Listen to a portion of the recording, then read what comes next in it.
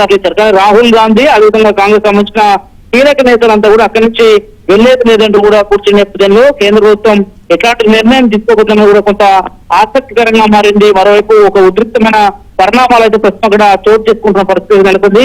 కానీ బీజేపీ కావాలనే పేరంతా కూడా కొంత విద్యార్థులను అడ్డు పెట్టుకొని కాంగ్రెస్ అదేవిధంగా ఇతర పక్షాలు సైతం కూడా ఇవంతా డ్రామాలు చేస్తున్నట్టు కూడా బీజేపీ కూడా ఆరోపణలు చేస్తున్న నేపథ్యంలో ఈ రెండు అంశాల్లో ప్రధానంగా ఈ రోజు జరుగుతున్న ధర్నా మాత్రం అత్యంత కీలకంగా మారిపోయిందని చెప్పాల్సి ఉంటుంది. ఏకంగా ప్రధాన నివాసం ముందు కూర్చోవడంతో కొంత సెక్యూరిటీ ప్రాబ్లమ్స్ కావచ్చు, సెక్యూరిటీ సిబ్బంది కావచ్చు అంతా కూడా అలర్ట్ అయిన నేపథ్యంలో కాంగ్రెస్ నేతలకు నచ్చ చేస్తారా లేదంటే కాంగ్రెస్ నేతలను బలవంతంగా అక్కడి నుంచి వారు స్టేషన్లకు తరలిస్తారనేది కూడా కొంత చూడాల్సి ఉంటుంది. ఒక ఉద్రిక్త పరిణామాలు అయితే చోటు చేసుకునే అవకాశం కనిపిస్తుంది. స్వామి సతీష్, మరి కేజ్రీవాల్ విమర్శిస్తున్నారు బీజేపీయే చేయిస్తోంది ఇది అని చెప్పి, దానికి సంబంధించిన మరోవైపు బీజేపీ కార్యకర్తలు పెద్ద ఎత్తున జంతర్ మంతర్లో వాళ్ళు నిరాహార దీక్షలు చేస్తారు. మరి ఆందోళన కంటిన్యూగా రెండో రోజు ఈ రోజు కూడా కొనసాగుతుంది. ఓవైపు అరవింద్ కేజ్రీవాల్ సైతం కూడా కాశీపడిగా వెళ్లి బీజేపీకి మద్దతు తెలిపిన పరిస్థితి నెలకొంది. అదేవిధంగా శరద్ పవార్ సైతం కూడా కాశీపడిగా వెళ్లి వారికి మద్దతు తెలిపిన పరిస్థితి నెలకొంది. మరోవైపు కావాలనే కాంగ్రెస్ ఇప్పుడు కొత్తగా ఇప్పటి వరకు కాంగ్రెస్ మద్దతు తెలపలేదు, కానీ కావాలని ఈ రోజు ప్రధాన నివాసం ముందుకు పోయి ఒక డ్రామాలు ఆడుతున్నట్టు కూడా కాంగ్రెస్ నేతలు ఉద్దేశించి కూడా అలా మాట్లాడిన తీరును కూడా కాసేపటి చూసాము. పెద్ద ఎత్తున కాంగ్రెస్ కి సంబంధించి కాంగ్రెస్ వారిపైన ఆరోపణలు కూడా గుర్తిస్తున్న పరిస్థితి ఎదుర్కొందని చెప్పాల్సింది. కానీ కాంగ్రెస్ నేతలు మాత్రం మొదటి నుంచి కూడా తాము ధర్మేంద్ర ప్రధాన్ రాజీనామా కోరుతున్నాము, అందులో భాగంగా కూడా అటు అనేక సభలు సమావేశాలు నిర్వహించాం, ఇటీవల కూడా కొన్ని కార్యక్రమాలు కూడా నిర్వహించామని కాంగ్రెస్ నేతలు చెప్తున్నారు. కానీ ఎంత మేరకు ఈ రోజు ఈ పరిణామాలు చోటు చేసుకుంటారని కూడా జంతర్ మంతర్లో కొంత ఉద్రిక్త పరిణామాలు అక్కడ కూడా చోటు చేసుకుంటున్నాయి. మరోవైపు కాంగ్రెస్ నేతలు ఇక్కడ ఆందోళనలు కంటిన్యూ కొనసాగిస్తున్నారు. వైపు కేజ్రీవాల్ సైతం కూడా కాంగ్రెస్ నేతలను కూడా టార్గెట్ చేసినట్టు కూడా చాలా స్పష్టంగా అర్థమవుతుంది. స్వామి సతీష్, జితేంద్ర సింగ్ ఇంతకుముందు రాహుల్ తో మాట్లాడడం జరిగింది, ఆ తర్వాత ఆయన అమిత్ షాతో భేటీ అవుతున్నట్టుగా తెలుస్తోంది. సడన్ గా ఎలాంటి పరిణామాలు ఉండే అవకాశం ఉంది ఈ భేటీకి కారణమే?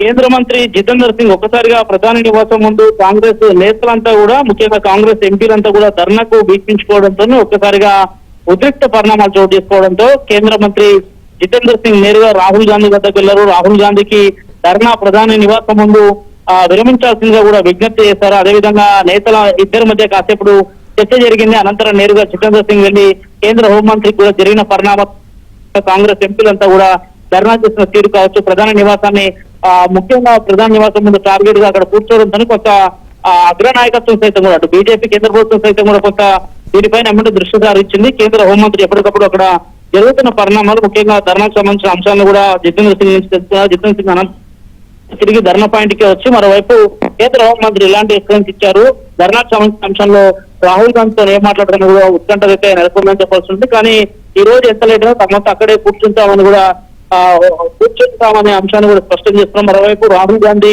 స్టూడెంట్స్ పైన అటాక్ చేయడం పట్ల కూడా అత్యంత సీరియస్ గా ఈ అంశాన్ని తీసుకున్నారు. స్టూడెంట్ల పైన దాడులు కావచ్చు, వారి పైన లాఠీ చార్జ్ కావచ్చు, ఇది పూర్తిగా స్పష్టం చేస్తుండే. మరోవైపు స్టూడెంట్స్ కి మద్దతుగా కూడా ఈ రోజు ఆయన హాస్పిటల్కి వెళ్ళి వారికి సంఘీభావం చేసిన పరిస్థితి నెలకొంది. మరోవైపు ధర్నాకు సంబంధించి ప్రైమ్ మినిస్టర్ రెసిడెన్స్ వద్ద తామంతా కూడా గలమెత్తాము, స్టూడెంట్స్ తరఫున తామంతా కూడా ఈ ఆందోళన చేస్తున్నాము, స్టూడెంట్స్ ని కావాలని బీజేపీ ఇగ్నోర్ చేస్తున్నట్టు కూడా కాసేపటి ఒక ట్వీట్ కూడా చేయడం జరిగింది రాహుల్ గాంధీ. స్వామి సతీష్, ఎప్పట్లోగా దీనికి సంబంధించి ఏమైనా ప్రభుత్వం నుంచి కానీ మోదీ అమిత్ షా స్పందించే అవకాశం ఉందా ఈ రోజు?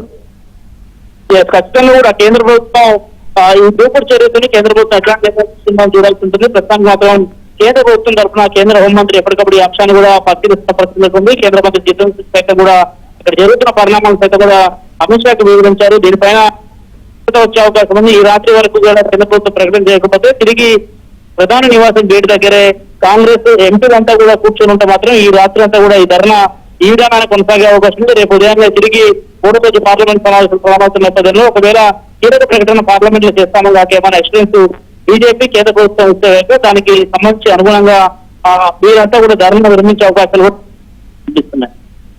అంటే ప్రస్తుతం భద్రతా నేపథ్యంలో ఇక్కడ ఖాళీ చేయాలి, వెళ్ళిపోవాలి అని చెప్పి జితేంద్ర సింగ్ కోరినట్టుగా మనం చూసాం.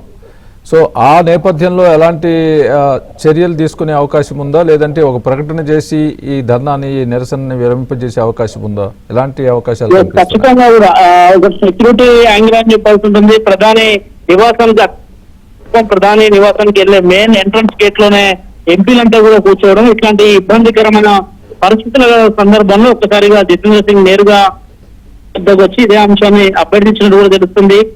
ఈ సందర్భంలో తాము ఇక్కడి నుంచి వెళ్ళిపోవాల్సిన, ముఖ్యంగా ఆందోళన విరమించాల్సింది కూడా ఆయన విజ్ఞప్తి చేసినట్టు తెలుస్తుంది. కానీ రాహుల్ గాంధీ ఈ అంశాన్ని పట్టించుకోలేదు. ఈ రోజు ఎంతసేపు అయినా కానీ ఇక్కడే ధర్నా కూర్చుంటాం అనే అంశాన్ని స్పష్టం చేసినట్టు తెలుస్తుంది. అయితే కాంగ్రెస్ నేతలు ఖచ్చితంగా ఏదో ఒక క్లారిటీ వచ్చే వరకు కూడా అక్కడి నుంచి వెళ్ళలేని పరిస్థితి చాలా స్పష్టంగా అనిపిస్తుంది. కానీ ఢిల్లీ పోలీసులు ఒకవేళ సెక్యూరిటీ థ్రెట్ విధంగా పెడితే మాత్రం ఖచ్చితంగా వారందరూ బలవంతంగా ఇతర పోలీస్ స్టేషన్లు కూడా తరలించే అవకాశం ఉంది. ఇప్పటికే ఢిల్లీ పోలీసులు పెద్ద ఎత్తున మోహరించారు.